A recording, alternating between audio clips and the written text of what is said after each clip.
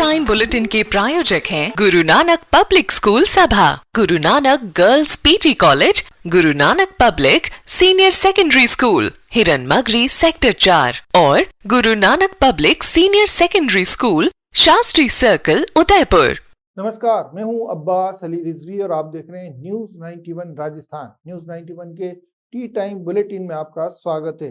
प्रदेश और संभाग की ताजा तरीन खबरें देखने के लिए हमारा चैनल सब्सक्राइब करें और बेल आइकन जरूर दबाएं। आइए खबरों का सिलसिला शुरू करने से पहले एक बार नजर डालते हैं अभी तक की टॉप हेडलाइंस पर। हेडलाइन के प्रायोजक हैं एमके जैन क्लासेस। अब 11th या 12th के साथ डॉक्टर, इंजीनियर, सीए या सीएस बनने की तैयारी कीजिए। ज्वाइन कीजिए MKJC स्मार्ट का school integrated NEET, JEE, CA, CS course. For admission visit MK Jain classes branch, Ashoknagar, Hiran Magri sector 5, Udaipur. Rajasthan में भीषण गर्मी का कहर, हीट वेव को लेकर रेड अलर्ट जारी। 12 शहरों में टेम्परेचर पहुंचा 44 डिग्री पर। उदयपुर में मानसून से पहले लापरवाही बरतने का आरोप। स्वरूप सागर झील सहित कई झीलों के आसपास कचरों के ढेर ने खड़े किए सवाल। पीएचईडी मंत्री कन्हैया लाल उदयपुर के दौरे पर, जल परियोजनाओं की प्रगति की ली समीक्षा बैठक।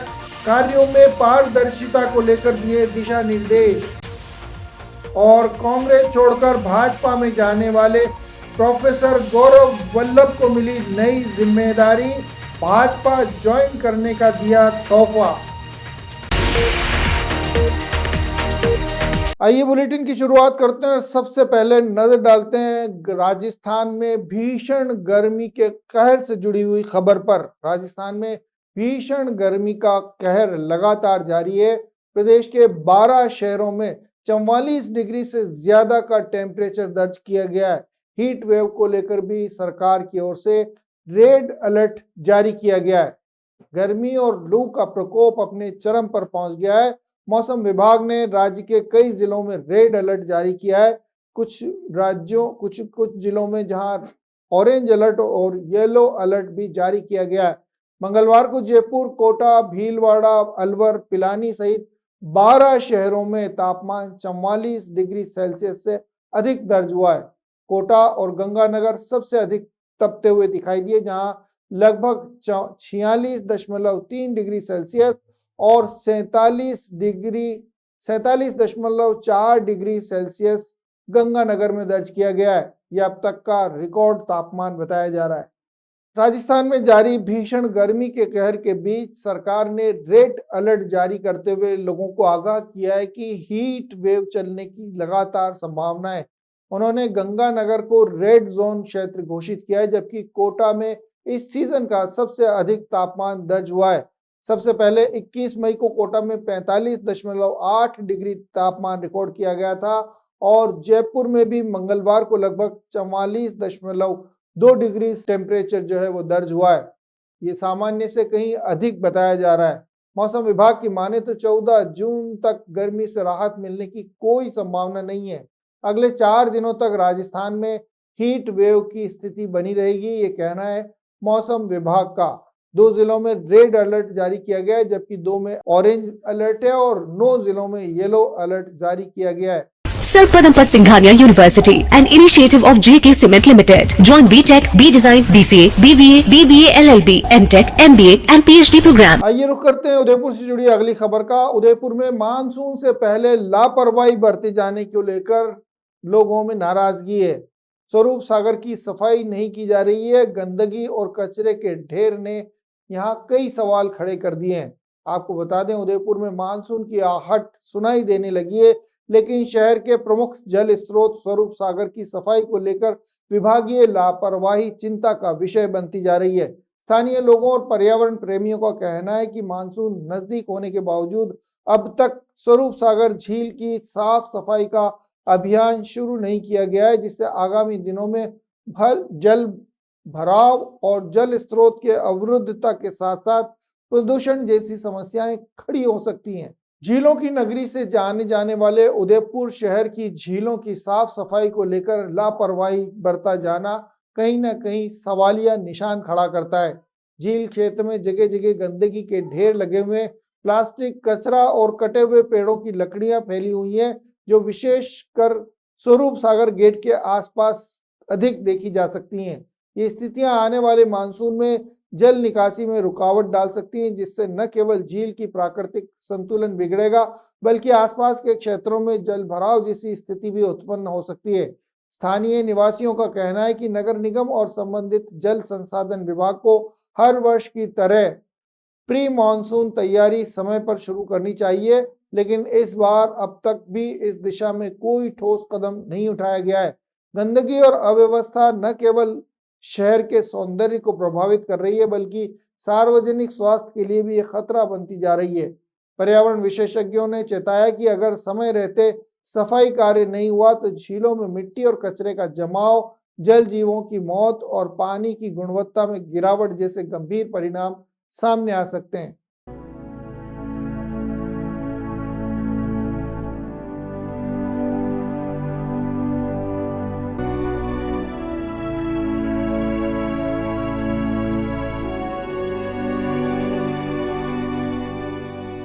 आइए नजर डालते हैं अगली खबर पर। उदयपुर जिले के सायरा तहसील से एक बड़ी राहत भरी खबर सामने आई है। सायरा तहसील के निकोर गांव में कई दिनों से दहशत का कारण बने हुए पैंथर को रेस्क्यू करने में सफलता हासिल की है वन विभाग की टीम ने। आपको बता दें, सोमवार को इस पैंथर ने एक पशु बाड़े में घुसकर भैंस का शिकार कर लिया था, जबकि मंगलवार को घास लेने गई महिला वीना कंवर पर हमला करते हुए उसे घायल कर दिया था। इस खबर को फैलने के बाद ग्रामीणों में भय का माहौल था। बहरहाल इस पैंथर को रेस्क्यू करने के बाद लोगों ने राहत की सांस ली है। उदयपुर जिले की सायरा तहसील के निकोर गांव में एक बाड़े में पैंथर ने भैंस का शिकार किया था और उसके अगले ही दिन घास लेने के लिए जंगल में गई महिला वीना कंवर पर हमला कर दिया था। इसके बाद ग्रामीणों में भय का माहौल था। ग्रामीणों ने तुरंत पिंजरा लगाकर वन विभाग से इस पैंथर को रेस्क्यू करने की मांग की थी। सायरा वन विभाग ने स्थिति को गंभीरता से समझते हुए त्वरित कार्रवाई को अंजाम दिया और मंगलवार रात को एक पिंजरा एक क्षेत्र में लगाया गया। रात करीब 12 बजे इस पैंथर के पिंजरे में कैद होने की सूचना आने के बाद लोगों में राहत की खबर दिखाई दी। आपको बता दें, इसकी गुर्राहट सुनकर ग्रामीण मौके पर पहुंच गए। गांव के राधेश्याम आमेटा ने तुरंत वन विभाग को इसकी सूचना दी। सूचना मिलते ही वन विभाग की टीम मौके पर पहुंची। इस टीम में शामिल रामकेश और जितेंद्र कुमार ने पैंथर को सुरक्षित रूप से बोखड़ा के वन विभाग कार्यालय ले जाया गया, जहां विभाग के अनुसार पैंथर की हालत सामान्य बताई गई। उसे जल्द ही राणकपुर के जंगलों में छोड़ दिया जाएगा। आपको बता दें, लंबे समय से बच्चों, महिलाओं और मवेशियों की सुरक्षा को लेकर लोग चिंतित थे। अब पैंथर के पकड़े जाने के बाद गांव में सुकून और सुरक्षा का माहौल दिखाई दे रहा है। Rasik Lal M. Dhariwal Public School, an English medium co-education school, homely environment, individual attention, student-friendly library, air-conditioned pre-primary classrooms, digital classrooms, huge space for indoor and outdoor games, Jain Society grants, 50% scholarship for Jain students, CCTV surveillance by management, affordable and safe conveyance facility available. Rasik Lal M Dhariwal public school, Chitrakoot Nagar, Bhuwana, Udaipur. आइए रुक करते हैं अगली खबर का। राजस्थान के जन स्वास्थ्य अभियांत्रिकी विभाग मंत्री कन्हैया लाल चौधरी बुधवार को उदयपुर दौरे पर रहे। इस दौरे के दौरान उन्होंने पटेल सर्कल स्थित PHED कार्यालय के सभागार में विभाग के संभाग स्तरीय अधिकारियों की बैठक ली। इस दौरान समीक्षा बैठक में उन्होंने जिलेवार विभिन्न योजनाओं की प्रगति का आकलन किया और अधिकारियों को आवश्यक दिशा निर्देश भी दिए। राजस्थान के जन स्वास्थ्य अभियांत्रिकी विभाग मंत्री कन्हैया लाल चौधरी ने समर कंटीजेंसी कार्यों, जल जीवन मिशन, बजट घोषणाओं तथा विभाग की अन्य प्रमुख योजनाओं की समीक्षा करते हुए अधिकारियों से कहा कि वे इन कार्यों की गति और गुणवत्ता के साथ समयबद्ध रूप से इन्हें पूरा करने की भरपूर कोशिश करें। विशेष रूप से उन्होंने निर्देश दिए कि हैंडपंप और ट्यूबवेल निर्माण जैसे प्रगतिरत कार्यों को जून माह के अंत तक हर हाल में पूरा कर लिया जाए, ताकि आम जन को भीषण गर्मी में राहत मिल सके। बैठक के दौरान मंत्री ने निविदा प्रक्रिया में पारदर्शिता को प्राथमिकता देने की बात कही उन्होंने स्पष्ट शब्दों में कहा कि जनता का पैसा बर्बाद नहीं होना चाहिए। सभी काम प्रतिस्पर्धात्मक दरों पर नियमों के तहत और निष्पक्ष तरीके से पूरे किए जाने चाहिए। समीक्षा बैठक में विभाग के वरिष्ठ अधिकारी शामिल रहे। उन्होंने प्रमुख रूप से मुख्य अभियंता परियोजना Udaipur Rakesh Lohadia, ACE Udaipur Shaitan Singh, ACE project Manohar Singh, ACE Banswara नीलिल Kumar और विभिन्न जिला स्तरीय अधिकारी भी मौजूद थे। क्या प्रॉब्लम है उस लड़के में? अच्छी जॉब है, अच्छा घर है, जरा भी बेसिक सेंस नहीं है उन लोगों में।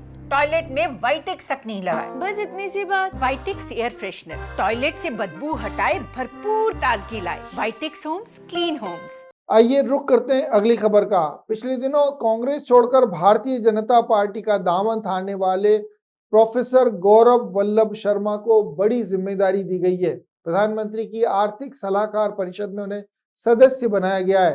कांग्रेस से नाता तोड़ भारतीय जनता पार्टी में शामिल होने वाले गौरव वल्लभ को केंद्र सरकार की ओर से ये तोहफा देके नवाजा गया है। उन्हें प्रधानमंत्री नरेंद्र मोदी की आर्थिक सलाहकार परिषद में सदस्य के रूप में नियुक्त किया गया है। यह नियुक्ति न सिर्फ उनकी आर्थिक विशेषज्ञता की सरकारी मान्यता है, बल्कि भाजपा में उनके प्रवेश को महत्व मिलने का संकेत है और ये उनके लिए एक तोहफा बताया जा रहा है।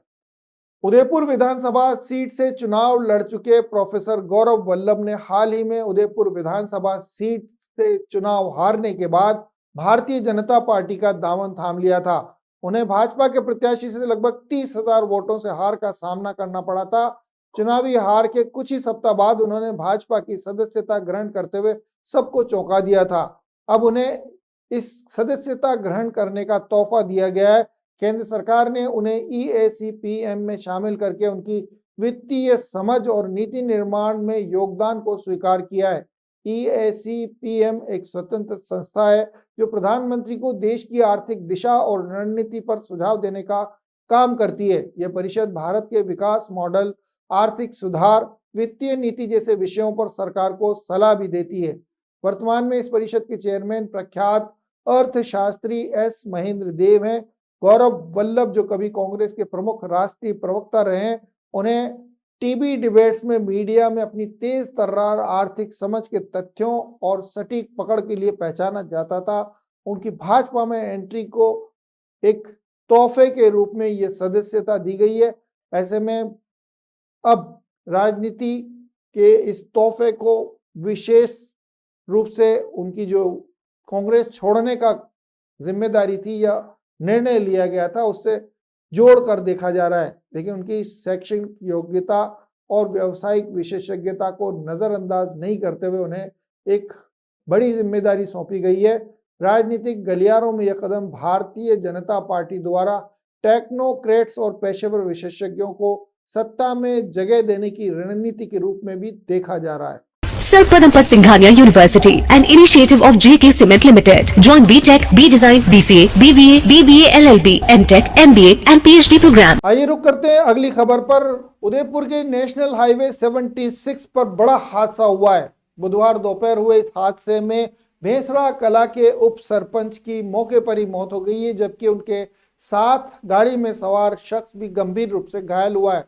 बताया जा रहा है नेशनल हाईवे 76 पर स्कॉर्पियो कार में सवार होकर भेंसड़ा कला के उप सरपंच किशन लाल और उनके साथी गुजर रहे थे। इसी दौरान एक अनियंत्रित ट्रोले ने स्कॉर्पियो को टक्कर मार दी। टक्कर के चलते अनियंत्रित हुई स्कॉर्पियो डिवाइडर के खड्डे में जा गिरी और बुरी तरह क्षतिग्रस्त हो गई। घटना के दौरान उप सरपंच की मौके पर ही मौत हो गई, जबकि उनके साथी गंभीर रूप से घायल हुए हैं। आपकी स्क्रीन पर दिखाई दे रहा ये नजारा नेशनल हाईवे 76 का है, जहां उप सरपंच किशन लाल अपने एक साथी के साथ स्कॉर्पियो में सवार होकर गुजर रहे थे। उनकी स्कॉर्पियो को एक अनियंत्रित ट्रोले द्वारा टक्कर मार दी गई। ये टक्कर इतनी गंभीर थी कि इस हादसे में जो स्कॉर्पियो कार थी वो बुरी तरह क्षतिग्रस्त हो गई और इस दुर्घटना के दौरान कार में सवार उप सरपंच किशन लाल की मौके पर ही मौत हो गई। वहीं इनके साथी गंभीर रूप से घायल हुए हैं, जिन्हें अस्पताल में भर्ती कराया गया है। घटना की सूचना मिलने के बाद आक्रोशित ग्रामीणों ने रोड जाम करते हुए अपना गुस्सा जाहिर किया। उनका कहना है इस तरह की घटनाओं को रोकने के लिए कोई बड़ा कदम नहीं उठाया जा रहा है। उन्होंने इस घटना में दोषियों के खिलाफ कार्रवाई और मृतक के परिजनों को आर्थिक सहायता देने के साथ साथ इस पूरे मामले की निष्पक्ष जांच करने और इस तरह के हादसे दोबारा न हो इसके लिए बड़े कदम उठाए जाने की मांग की है।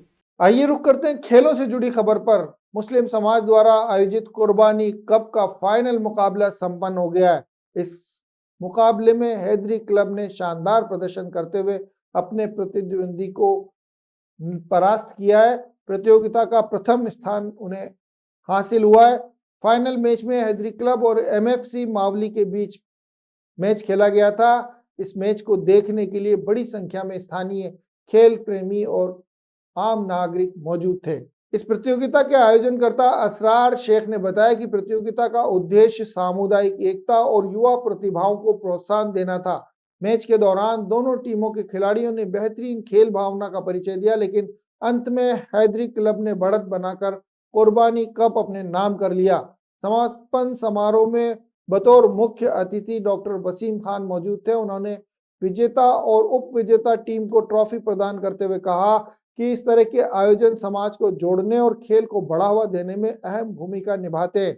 इस अवसर पर मावली जामा मस्जिद के इमाम शाहरुख साहब, समाज सेवी इकराम शेख, मुंशी खान पठान, अतीक मेवाती, उस्मान गनी, फिरोज खान, सिराज मेवाती और अन्य गणमान्य नागरिक मौजूद थे। आइए चलते चलते एक बार फिर नजर डालते हैं अभी तक की टॉप हेडलाइंस पर। हेडलाइन के प्रायोजक हैं एमके जैन क्लासेस। अब 11th या 12th के साथ डॉक्टर, इंजीनियर, सीए या सीएस बनने की तैयारी कीजिए। ज्वाइन कीजिए एमकेजेसी स्मार्ट का school integrated NEET JEE CA CS course. For admission visit MK Jain classes branch, Ashoknagar, Hiranmagri, sector 5, Udaipur. Rajasthan में भीषण गर्मी का कहर, हीट वेव को लेकर रेड अलर्ट जारी। 12 शहरों में टेम्परेचर पहुंचा 44 डिग्री पर। उदयपुर में मानसून से पहले लापरवाही बरतने का आरोप। स्वरूप सागर झील सहित कई झीलों के आसपास कचरों के ढेर ने खड़े किए सवाल। पीएचईडी मंत्री कन्हैया लाल उदयपुर के दौरे पर। जल परियोजनाओं की प्रगति की ली समीक्षा बैठक। कार्यों में पारदर्शिता को लेकर दिए दिशा निर्देश। और कांग्रेस छोड़कर भाजपा में जाने वाले प्रोफेसर गौरव वल्लभ को मिली नई जिम्मेदारी। भाजपा ज्वाइन करने का दिया तोहफा। तो ये थी टी टाइम की बड़ी खबरें। प्राइम टाइम में आपसे फिर मुलाकात होगी, तब तक के लिए दीजिए इजाजत। पूरी न्यूज़ 91 टीम को और देखते रहिए न्यूज़ 91 राजस्थान। नमस्कार। टी टाइम बुलेटिन के प्रायोजक हैं गुरु नानक पब्लिक स्कूल सभा, Guru Nanak girls PT college, Guru Nanak public senior secondary school, Hiranmagri sector 4 और Guru Nanak public senior secondary school, Shastri circle, Udaipur.